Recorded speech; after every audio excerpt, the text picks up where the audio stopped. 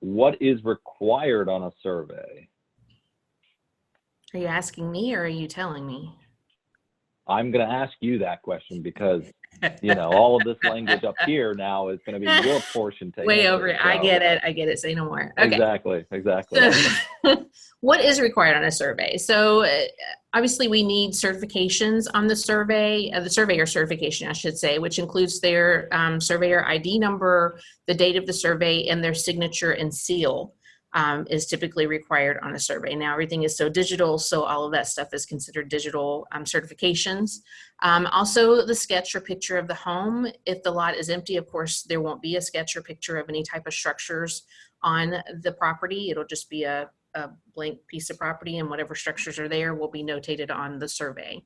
By structures, I do mean fixtures such as a home, a shed, a building, a fence, trees, landscaping, those types of things are typically not notated on a survey. So you will not see those in the sketch drawing of a survey. Obviously, the accurate legal description is very, very important. It needs to make sure that we match that to either the deed of record or the contract. I know sometimes, you know, the deed of record will be different because they've split the property out. So we definitely want to make sure that we have the correct legal description per the contract.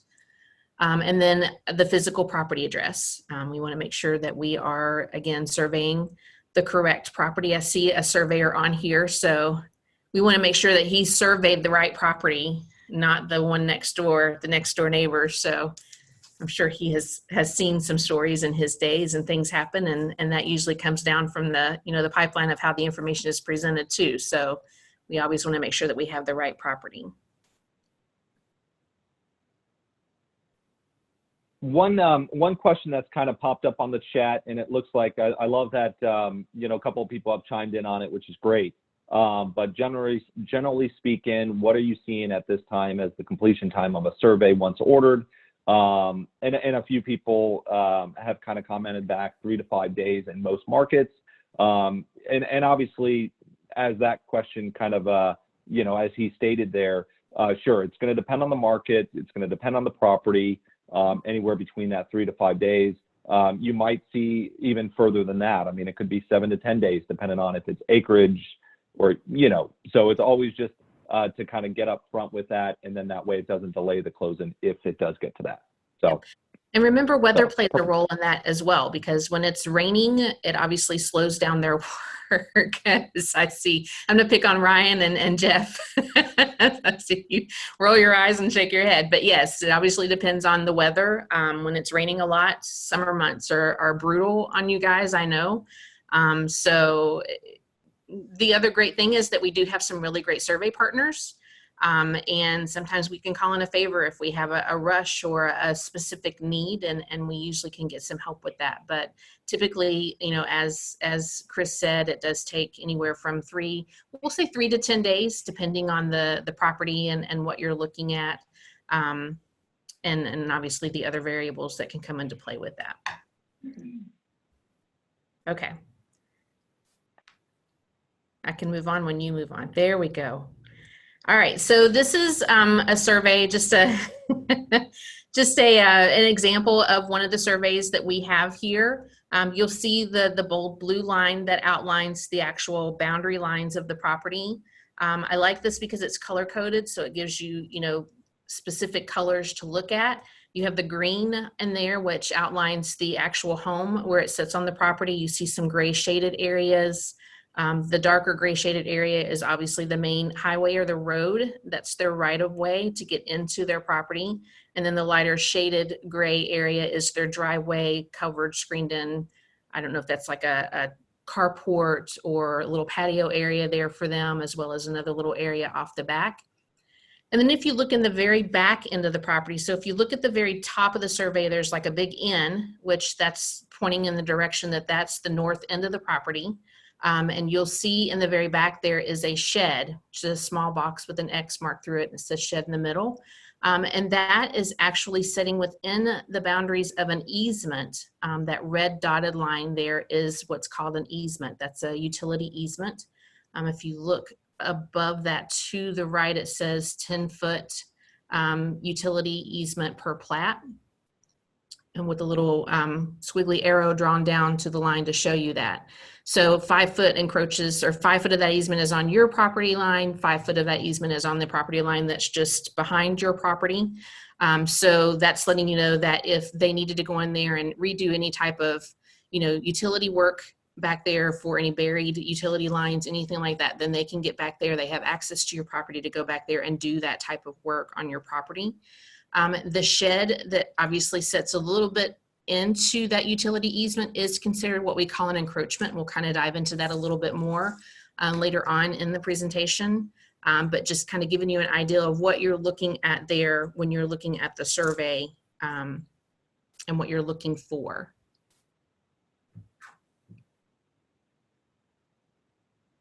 You look puzzled, Chris. Are you taking My screen notes? delays, so then it just like, exactly, I'm taking notes actually, yes. Perfect, Yes. perfect. There is Okay. a pop quiz at the end of this, For so please be prepared. So, yeah, just for me. So. Just for you. All right, so back to the second page. This is the second page of the survey. This shows the legal description of the property that was surveyed. So of course we want to make sure that that matches what we are dealing with as far as the purchasing of that particular property. It tells us who the survey is certified to. It's always certified to our buyers. It's always certified to the title company, the lender, and then the underwriter for the title company. And then, of course, it gives you some flood zone information there. It tells you if the property is located in a flood zone or what flood zone it's located in. And then any surveyor notes. So the surveyor notes are really important here because it's going to tell you anything that they noted on there that was not, or was out of the norm, or just things that they want to bring to your attention. So obviously they have here the driveway crosses the boundary line on the southerly side of the lot. So it's letting you know that it's crossing over the boundary line into the right of way. That's a very common thing. Fences that lie near the boundary line is shown, and ownership is never determined on a survey, just FYI. So they can't determine if you own that fence or if the neighbors own that fence, kind of who owns that. It also says that any fences crossing the boundary lines on the easterly, northerly, and westerly sides. So basically all sides of the property. And then the shed and the concrete surface extends through the utility easement, which is one of the things that I had noted as well when we were reviewing that survey. So it just gives you some good notes there from the surveyor as to what they were able to see when they did the survey. They also have some general notes down at the very bottom there, just some other standard notes that they put on their surveys, just making you aware of how they do their surveys, what they rely upon, etc. Hey, Sean, a couple of items on the certified portion of it.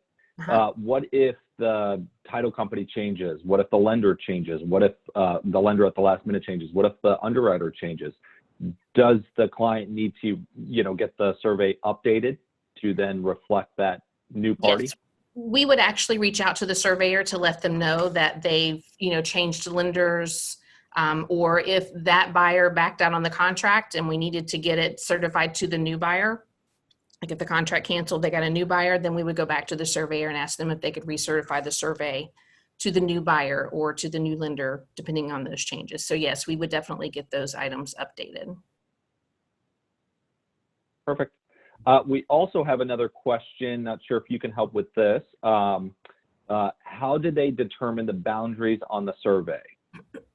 So specifically, it looks like they show the F boundaries.